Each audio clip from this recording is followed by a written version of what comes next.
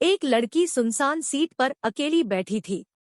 शाम का समय था, रात होने वाली थी। वह लड़की अपनी सीट पर अकेली बैठी हुई थोड़ी बहुत नींद के कारण झुक रही थी तो कभी उठ रही थी।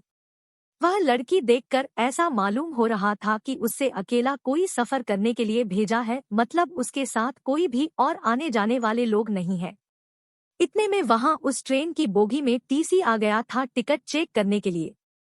जैसे ही टिकट चेक करने वालों को देखी वह लड़की अचानक घबरा गई और उसकी नींद थोड़ा भी टूट गई थी। वह लड़की जैसे ही बेटी को अपने पास आती देख रहे थे वैसे वैसे ही घबराना शुरू कर रही थी। मुझे देखकर यह मालूम हो रहा था कि उस लड़की के पास टिकट तो बिल्कुल भी नहीं होगा। इसी कारण से वह लड़की टिकट चेक करने वालों को देखकर ऐसे काम पर ही थी जैसे उसके पास टिकट हो ही ना हो।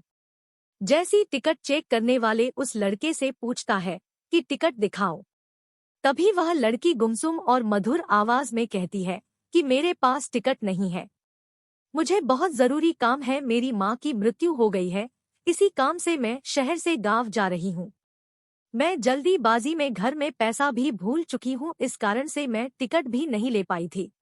सुबह टिकट चेक करने वाले कहते हैं कि अगर आपने टिकट नहीं लिए तो आपको 300 रुपए फाइन देना होगा। यह देखकर लड़की के होश उड़ गए और उसकी आंखों से आंसू बहने जैसे लग रहे थे। मतलब कैसा मालूम हो रहा था कि वह लड़की कुछ देर में रो देती है।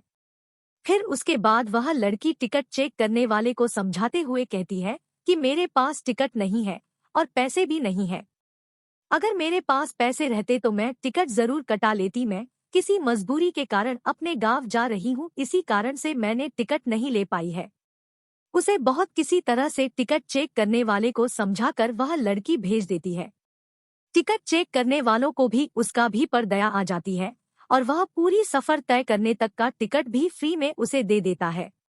वहां पास के बैठे ऊपर वाली सीट से मैं यह सब उन सभी नजारा देख रहा था। जब मैंने उस लड़की को देखा तो वह लड़की सोने ही वाले थी और अपना चादर उठाकर सोने के लिए अपने शरीर पर ओढ़ ली थी।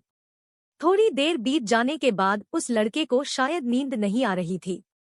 फिर मैंने नीचे उतरा वॉशरूम जाने के लिए तो उस लड़के से मैंने पूछ ही लिया था। मैंने उस लड़के से पूछा था कि क्या आपके पास बिल्कुल भी पैसे नहीं है। वह लड़की घबराई और कहती है कि मैं जल्दीबाजी में घर से निकल गई हूँ, जिस कारण से मैं पैसे लेना उसी भूल गई हूँ। उसके बाद मैं उसे 500 रुपए अपनी जेब से निकालकर उसे देने का प्रयास करता हूँ। नेक्स्ट पार्ट देखने के लिए हमारे चैनल को सब्सक्राइब करें और नेक्स्ट पार्ट का लिंक इस वीडियो के डिस्क्रिप्शन में है, वहां जाकर देख सकते हैं।